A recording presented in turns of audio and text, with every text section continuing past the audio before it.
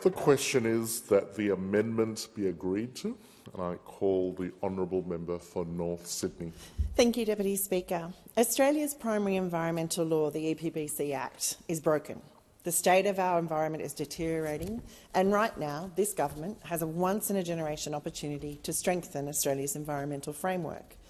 But the legislation before us today falls short of that opportunity, and it simply doesn't deliver on the promises made by the Labor Party during the 2022 election campaign. Back then, to win our confidence and many people's votes, the party promised to do three things. 1, fix the broken system. 2, end the extinction crisis. And 3, overhaul our broken environmental laws. And those promises may have been ambitious at the time, but many, including myself, expected to see them delivered. After all, a focused government can move mountains, as we have seen with the scale of the industrial relations reform this government has successfully pursued. To be clear, we do need both a National Environmental Protection Agency and a national agency to oversee the collection of environmental information. But while the two pieces of legislation in front of us right now seek to establish those bodies, I'm concerned that the lack of public participation and community consultation in them and the government's failure to progress the full reform agenda as promised in the Nature Positive Plan is concerning. I'm also disappointed that despite significant engagement with myself and others on the crossbench discussing amendments that may increase my community's confidence in the legislation, the Minister has chosen to proceed without change. For this reason, I support the crossbench senators who were able to refer the bills to the Senate Environment and Communications Legislation Committee last week, as I do believe independent scrutiny of this legislation could make it stronger. Recently, I held a forum in North Sydney with representatives from 5 environmental organisations for my community to hear from them directly on the progress of the environmental protection reform agenda. Sadly, there was broad consensus amongst the panellists that the current reforms do not live up to the government's commitment to end extinctions and rebuild public trust.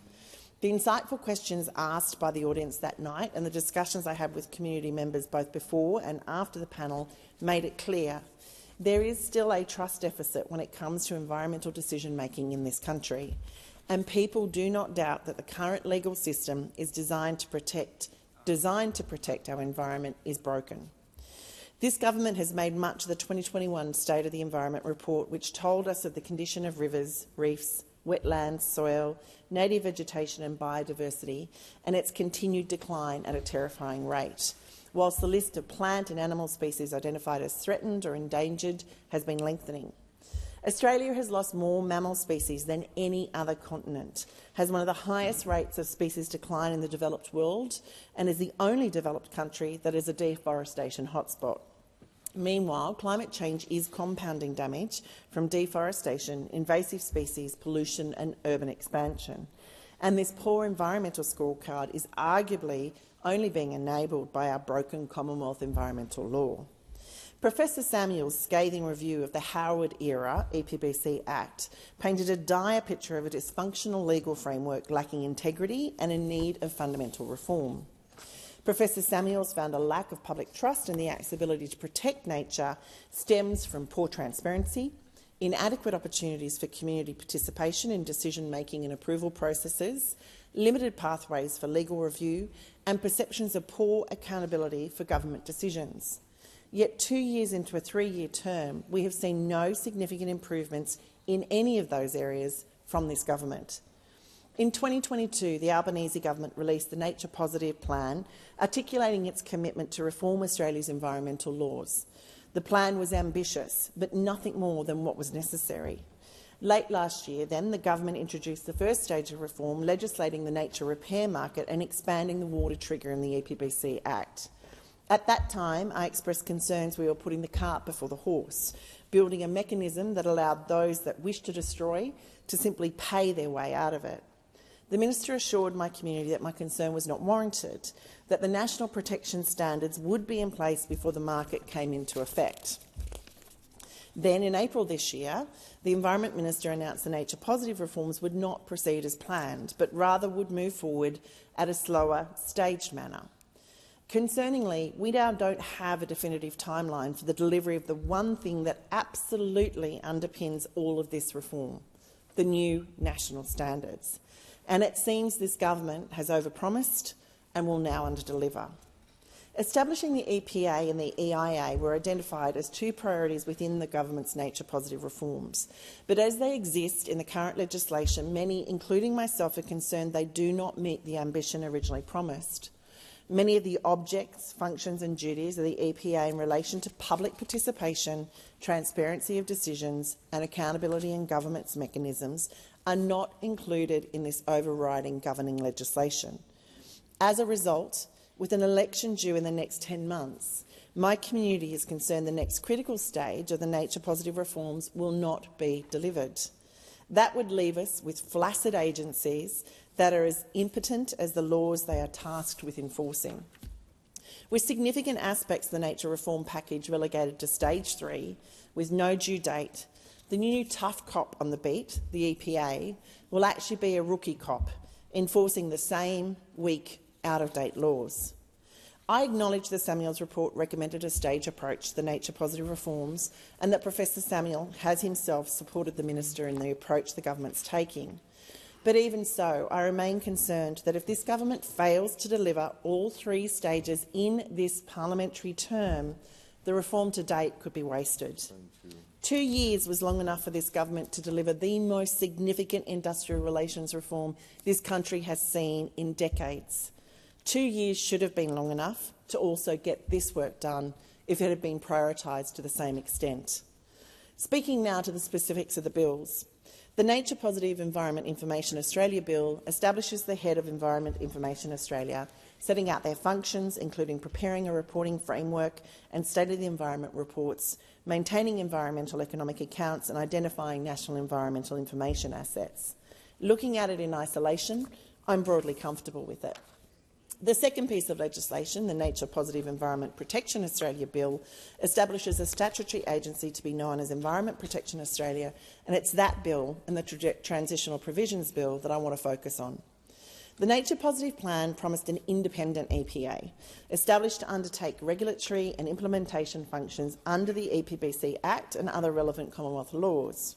Within that context, it's arguable that independence and trust will be predicated on access to information and meaningful consultation to ensure transparency, accountability and integrity in environmental decision-making.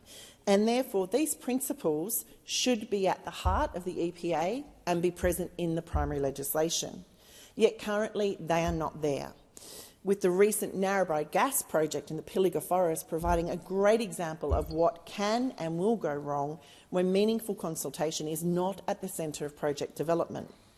This project, which involves drilling 850 gas wells over 1,000 hectares of land in a project site that covers 2/3 of the Kylea forest and overlies part of the Great Artesian Basin, is close to my hometown of Coonabarabran. Given this, I can attest to the fact that as the largest native forest west of the Great Dividing Range, the Kylea is a beautiful place to visit.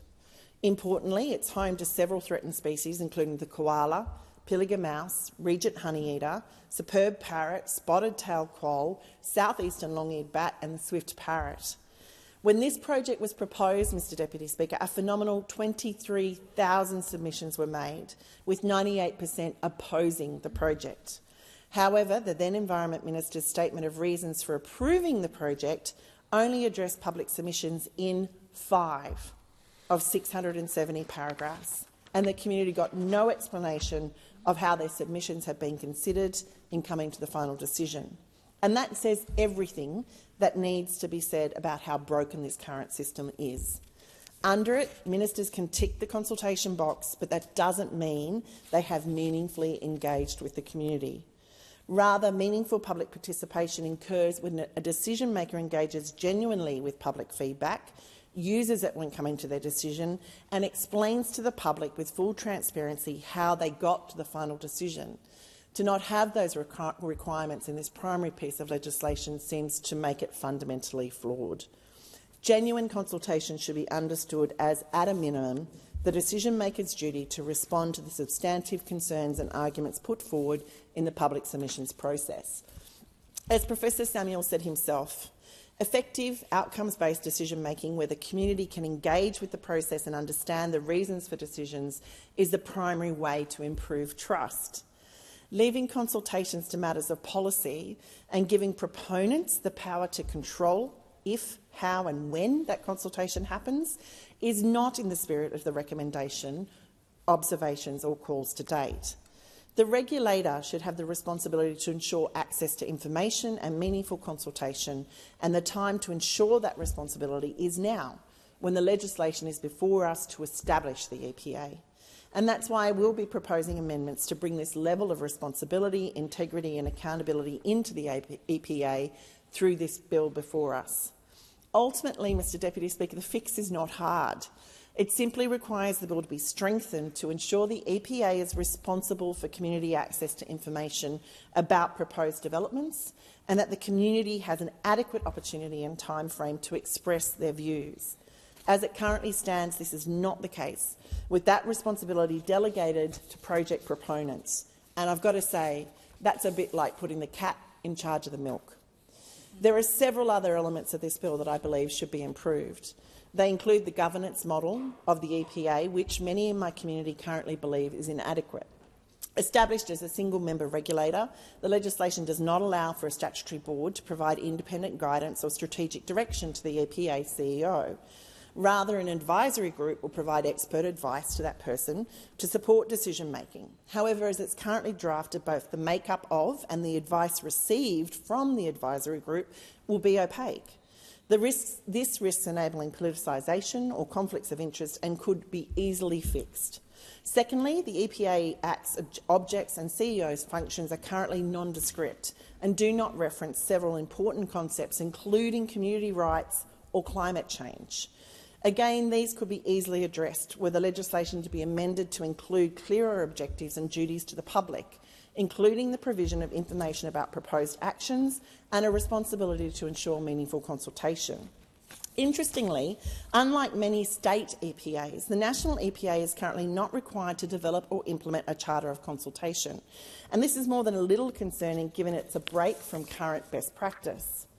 A charter of consultation would assist in ensuring the EPA has clear functions relating to community consultation from its inception, and it's critically important given the proposed community engagement and consultation standard will not be implemented until stage 3.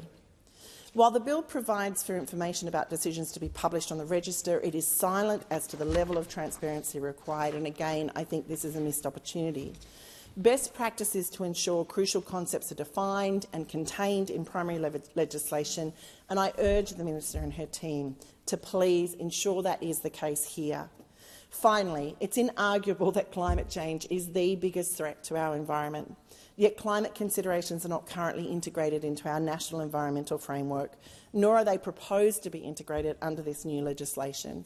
Now, many on the crossbench have already spoken to this, so I simply want to echo their calls. While the argument against including climate change in this legislation has been that it is best covered by the safeguard mechanism, I'd suggest that an issue as large as climate change should be referenced across multiple legislative instruments. Ultimately, enabling these improvements to the EPA falls squarely within the scope of Stage 2 of the Nature Positive Reform, and I continue to encourage the Minister and her team to seriously consider adopting some of the suggested amendments. A strong, independent environmental regulator is in the best interest of everyone, as not only will it reassure the public, but it will also act as a second point of reference or support for projects the government wishes to see proceed. For example, in just this past week, the government approved gas expansion plans in the Surat Basin that will see more than 120 new gas wells developed out to 2080. That announcement follows the recent gas strategy that was also announced by this government, and consequently many across my community are concerned the government is pursuing an agenda which is contrary to achieving our net zero target. The presence and input of a strong, independent, community-minded EPA who is obliged to prioritise community voices would go a long way to reassuring the community in circumstances exactly like the two I've just announced above. In closing, I recognise the establishment of the EPA and the EIA is important, and it's important to ensure the bureaucracy is put into place as soon as practicable. I also recognise that Professor Samuels himself has supported a staged approach. Yet there are serious deficits in the bills before us, particularly when it comes to acknowledging a bureaucracy's responsibility to the community it serves. Finally, I remain extremely concerned that Tranche 3, including the national environmental standards, may never happen. Fixing our broken system and restoring nature won't be possible without substantive legislative reform that has nature protection, community consultation and integrity at its heart, and no member of the party or any political party should ever assume they have another term to get essential work done. Time has expired.